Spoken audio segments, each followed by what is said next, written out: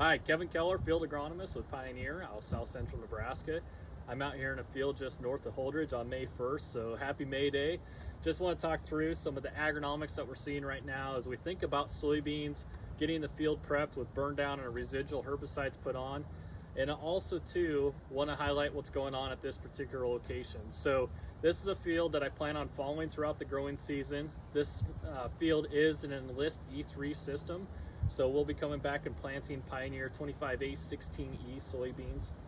And want to highlight just some of the management practices that we see with this particular system, but also talk in general with the agronomics that we are seeing within soybeans as we go throughout the growing season. So some of the things that we have planned, and just like any growing season, talking about management of maybe things that haven't been planned as we see challenges come up and arise throughout the growing season from planting until harvest of this year. So right now, with some of the timing and delays in rain, I want to talk about that a little bit. So with the pre-emerge and herbicides that have been applied, this particular field has already had a burn down applied to it.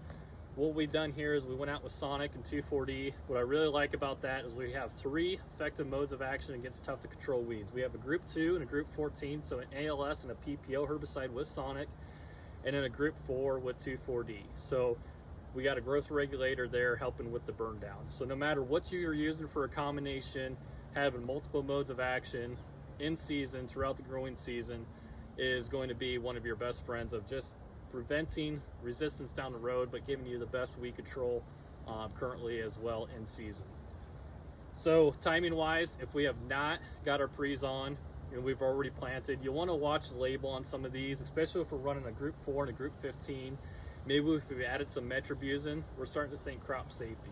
So if you've already planted and we're wanting to run those, do check the label. Some of them talk about 3 days after planting. Other ones will talk about cracking of the soil surface. Biggest thing with cracking of the soil surface, that's when that soil starts to heave, is that cotyledon starting to push through the soil surface. And we want to make sure that we're not getting any contact with these herbicides with that emerging tissue on the soybean plant. That will cause some crop injury, potentially kill that seedling, if not further delay the growth of that soybean plant as well. So if we do get past the 3 days, or we're starting to see some cracking on the soil surface before we can get back in the field and apply our herbicides, we may have to adjust our management plan and go with something that's more friendly to an in-season type application at that point.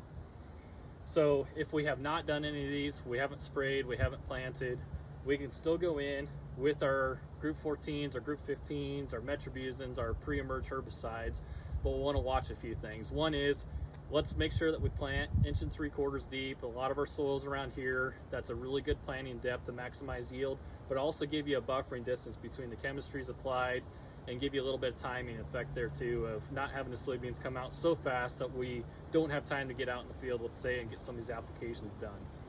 Another thing is, we don't want to list the soybeans in. We want to make sure that we're not clearing out so much soil that we create a preferential runway for water to wash down into the seed trench, and along with water, move that chemistry down to the seed trench as well.